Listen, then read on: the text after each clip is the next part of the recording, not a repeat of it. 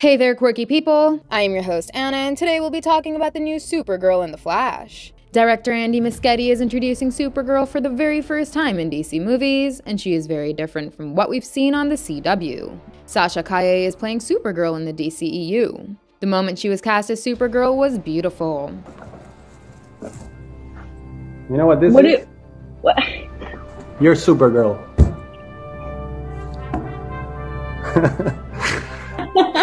But she looks even more stunning as she takes on the likes of Feora and Zod in The Flash. However, many general moviegoers are left asking how she has been brought into the mix and where's Clark Kent? Well, the answer is Flashpoint. It's no secret that Andy Muscheitti is adapting the infamous Flashpoint storyline from the comics, where Barry goes back in time to save his mother and prove his father's innocence.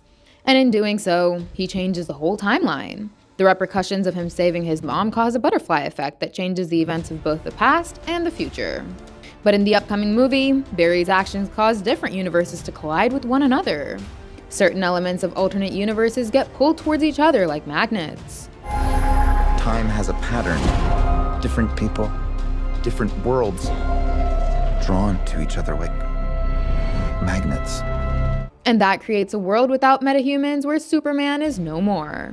Instead, we've got a Supergirl who will take on Zod and his Kryptonian forces, whose name is Kara Zor-El. But why is she imprisoned? Why does her origin story seem so different from what we've seen in the comics and the CW series?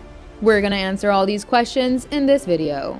But before going on, it would be amazing if you guys would click on those like and subscribe buttons. Okay, with that out of the way, let's look at the basic story of Supergirl from the comics. Then we'll compare that to what Andy Muscheitti has cooked for us. Supergirl has had plenty of origin stories in the comics, but the one that stays constant is where she is the daughter of Superman's uncle Zor-El and his wife Allura. Being the cousin sister of Kal-El, she was sent to Earth to protect him. But her pod gets knocked off course and she remained in suspended animation, so her body did not age.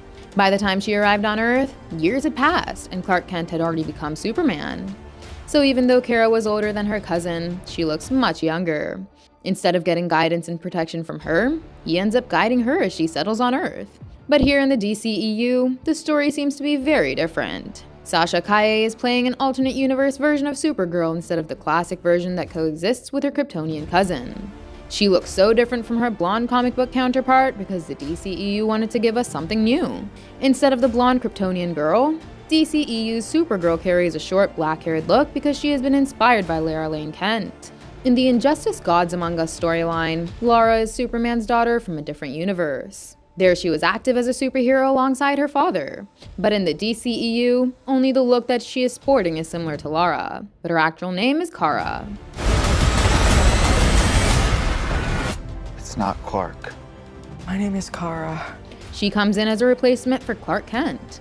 And from what the narrative seems, it was Kara Zor-El who was sent to Earth during the destruction of Krypton.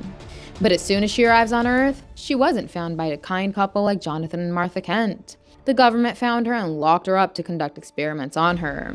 Again, this is a move that's also inspired by the Flashpoint storyline from the comics. Over there, when Barry altered the timeline, Clark Kent was never brought up in Smallville by his human parents. He was caught by the government and was constantly experimented upon. Not getting nourished by Earth's yellow sun, his body never grew properly and his powers never got to their full potential. And now we're seeing something similar with DCEU's Kara Zor-El. In this new timeline, Zod arrives on Earth only now. So to protect Earth from him, Batman and the two Barrys go to release Clark Kent from the prison he has been caught up in. And they end up fighting Kara over there. After being released, she'd be the one to fight Zod and his forces in the final battle of the film. Originally, this movie was supposed to end with Zara defeating Zod and Barry trying to restore the universe. But instead of Henry Cavill's Superman and Ben Affleck's Batman, Barry's efforts would have caused Sasha Calle's Supergirl and Michael Keaton's Batman to become permanent in the DCEU. I'm Batman. And then, Sasha Calle was supposed to get her own Supergirl movie. But now with the arrival of James Gunn, things are changing again. Henry Cavill's Superman and Ben Affleck's Batman are still being written out. And instead of them, or Keaton and Calle, we'll get a new Superman and Batman as Barry would reset the timeline once again. Along with them, we'd also get a new Supergirl who would star in DCU's Supergirl Woman of Tomorrow movie that James Gunn recently announced. Sasha Calle's Supergirl would survive somewhere in the multiverse, but that won't be James Gunn's rebooted DC universe. Okay, that's all for now. Are you happy with the changes that Andy Muscheitti is making to Supergirl and The Flash? Let us know in the comments. And once again, don't forget to click on those like and subscribe buttons if you enjoyed this video. Goodbye, and I'll see you in the next one.